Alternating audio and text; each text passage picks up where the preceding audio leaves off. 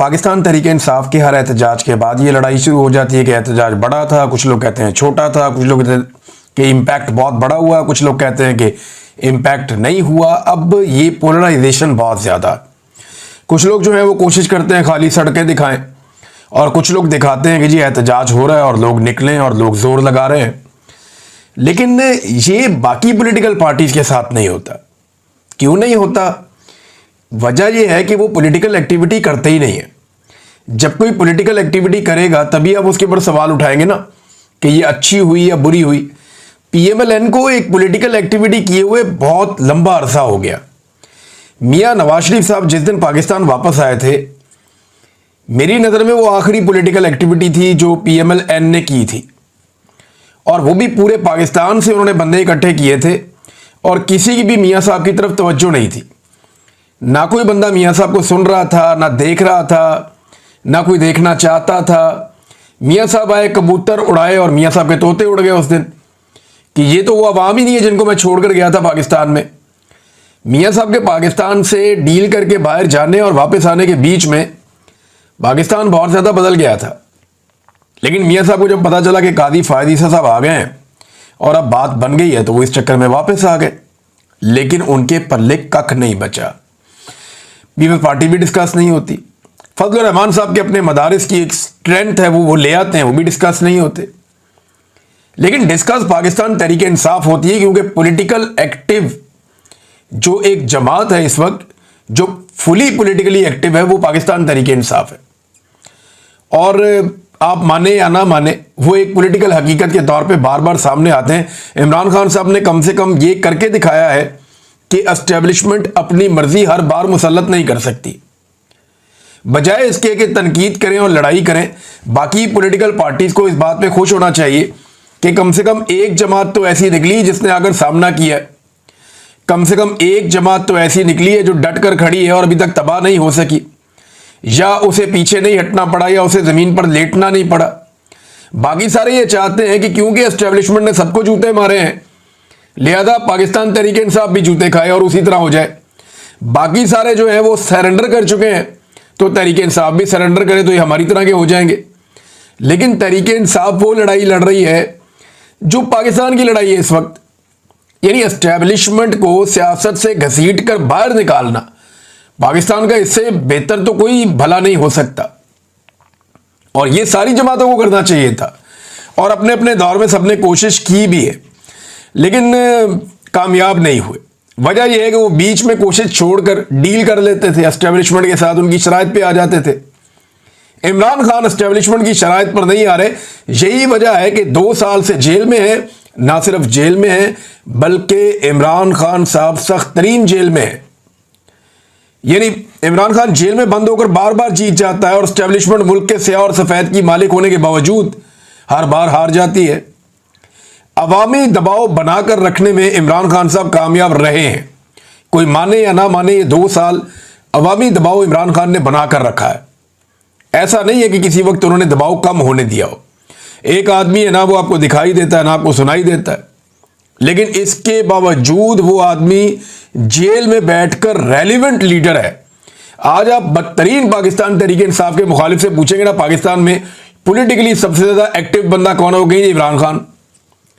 آخری دفعہ کب دیکھا تھا جی؟ 2 سال پہلے۔ آج آپ پاکستان تحریک انصاف کے سب سے بڑے مخالف سے پوچھیں گے نا کہ اس وقت پاکستان کی ساری سیاست کس کے گرد گھومتی ہے، وہ کہے گا جی عمران خان۔ آواز کب سنی تھی؟ 2 سال پہلے۔ تو یہ عمران خان صاحب کی ایک بہت بڑی خوبی ہے، بہت بڑی کامیابی ہے کہ جیل میں آپ اس کا احتساب کر ہی نہیں سکتے اس بات کے اوپر کہ بندے کتنے نکلے، آپ اس کا اس کے اوپر پکڑ کر ہی نہیں سکتے کہ آپ نے پورا پاکستان کیوں نہیں باہر نکال دیا۔ بھئی جو لوگ کہتے ہیں کہ لاکھوں لوگ کیوں نہیں نظر آ رہے اکٹھے، تو یہ لاکھوں لوگ اکٹھے تو ہونے ہی نہیں تھے کسی جگہ پہ، انہوں نے تو اپنے اپنے علاقوں میں نکل کر احتجاج کرنا تھا۔ یہ چھوٹی بڑی ریلیاں نکلنی تھی اور وہ نکلی ہر طرف، وہ دیکھا سارے پاکستان نے۔ جو لوگ کہتے ہیں کہ بہت بڑے پیمانے پر لوگ اکٹھے کیوں نہیں ہوئے، ان سے گزارش ہے کہ ذرا وہ وہاں پہ ذرا اجازت دے کر تو دیکھیں نا، اسلام آباد میں وہ جو بڑا والا پارک ہے وہاں پہ اجازت دیں، پھر تماشا دیکھیں، ذرا ماحول کھولیں نا 2 دن کے لیے کہ جناب 2-4 دن کوئی پکڑ دکڑ نہیں ہوگی، پاکستان تحریک انصاف کو کھلی اجازت ہے وہ یہاں پہ آ کے जलसा कर लें डी चौक में या वो पार्क के अंदर कर लें, तो आप देख लें दूध का दूध पानी का पानी हो जाएगा।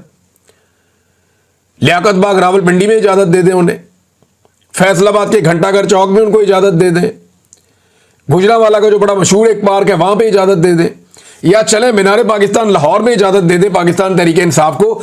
और उन्होंने ये सारी इजाजतें मांगी हैं, बार बार मांगी है पाकिस्तान तहरीक इंसाफ ने, उन्हें इजाजत दी नहीं जाती, जो कानूनी इजाजत है वो दी जाती है। अच्छा, एक अखबार है उसको बार बार लोग पेस्ट कर देते हैं उठाकर, जब इमरान खान ने कहा था कि जो जलसे के लिए सामान मुहैया करेगा उनका सामान जब्त कर लिया जाएगा। ये इमरान खान ने कोई पॉलिटिकल जलसे रोकने के लिए नहीं कहा था। ये जब कोरोना वायरस फैल गया था तब ये एडवाइजरी आई थी कि लोगों को इकट्ठा ना किया जाए, और जलसे के अंदर लोग इकट्ठे होते हैं। तो तब इमरान खान साहब ने कहा था कि जो टेंट सर्विस वाले ये सामान मुहैया करेंगे उनका सामान हम जब्त करवा देंगे, क्योंकि वायरस फैल रहा है कोरोना वायरस की वजह से। वरना जहां जहां जिस पॉलिटिकल पार्टी ने इमरान खान के दौर में जलसे की इजाजत मांगी उन्हें इजाजत मिली है। जहां जहां किसी ने लॉन्ग मार्च करना चाहा उन्होंने किया है। जहां जहां किसी ने, फजलुर रहमान साहब आगे कितने दिन बैठे रहे इस्लामाबाद में, ये PMLN भी आई, पीपल्स पार्टी भी आई, सारे आए, बार बार आए, इमरान खान साहब ने कभी नहीं रोका इन्हें।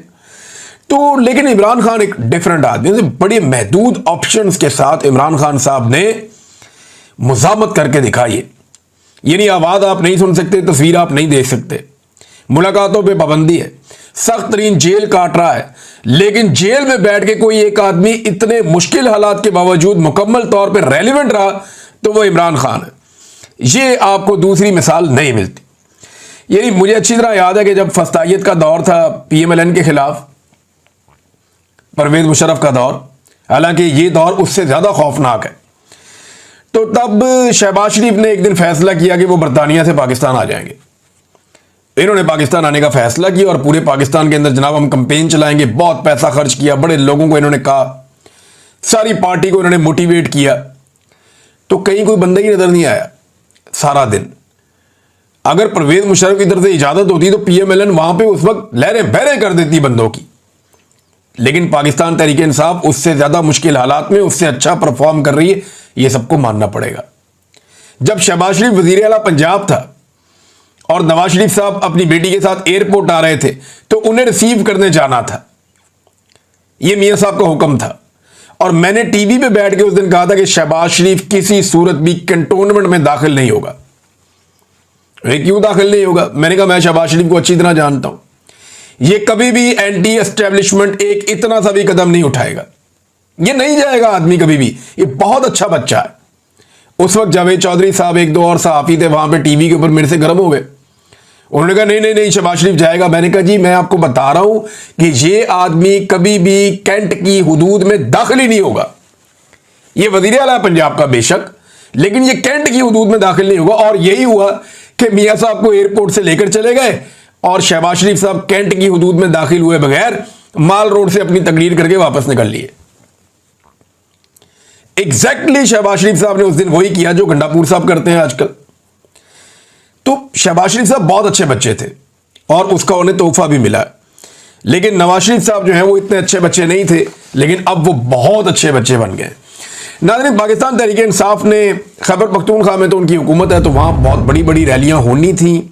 मर्दान में बहुत बड़ा प्रोग्राम हुआ, स्वाबी इंटरचेंज पे बहुत बड़ा प्रोग्राम हुआ, जहाँ पे असद कैसर साहब और शहराम तरकई ख़ास तौर पे इन्होंने बहुत बड़ा इज्तिमा किया लोगों का, और बैन अल-अक़वामी मीडिया ने बड़ी कवरेज की है, बहुत कवरेज की है। रॉयटर्स के ऊपर मैंने देखा, TRT वर्ल्ड में देखा, अल जज़ीरा इंग्लिश में देखा, अरबिक चैनल पे देखा, अल अरेबिया में देखा, और मलेशिया टुडे के अंदर मैंने देखा, BBC पे देखा, ब्लूमबर्ग पे देखा, बहुत सारे और बैन अल-अक़वामी मीडिया है, जरीदे हैं, अखबारात हैं और मीडिया हाउसेज हैं, उन्होंने ये खबरें चलाई हैं इमरान खान साहब के एहतजाज की, और भरपूर तरीके से ये खबरें चली हैं।